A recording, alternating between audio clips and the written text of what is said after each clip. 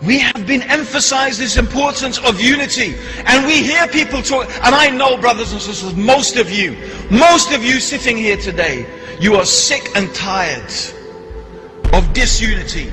You're sick and tired of the different jama'ats and the different hizbs and the different parties and the different groups bickering and arguing amongst each other about things that you perceive to be petty and insignificant.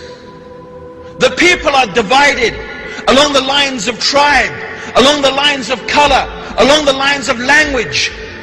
Even more absurd and even more ridiculous. It's insane.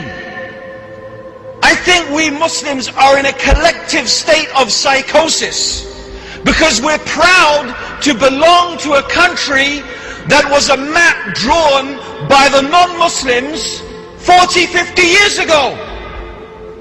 How insane is that? Zindabad, Pakistan. Zindabad, Pakistan. Pakistan is a country that was put there by the British. Maps drawn on the line.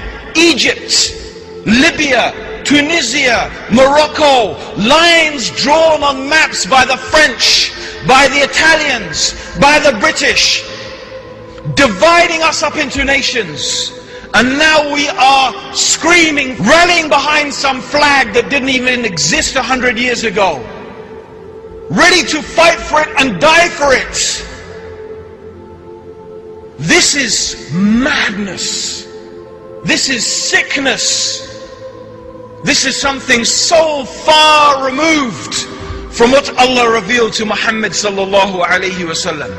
It's nothing but hizbiyah. It's nothing but another form of tribalism, about which the Prophet sallallahu alayhi wasallam said, whoever calls for asabiyah, whoever calls for tribalism, and whoever fights for asabiyah, for tribalism, then they call and they fight and they die the death of jahiliyah. Yet these are the lines upon which we are divided. Nationalistic lines, tribalistic lines, sectarian lines.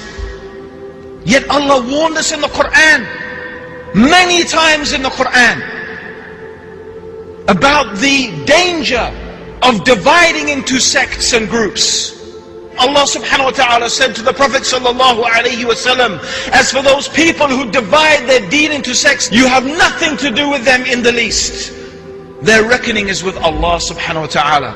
And in the Quran, Allah likened those people who divide the religion into sects and into groups. He likened them to the mushriks. And indeed it is one of the quality and the sifat and the attributes of disbelievers.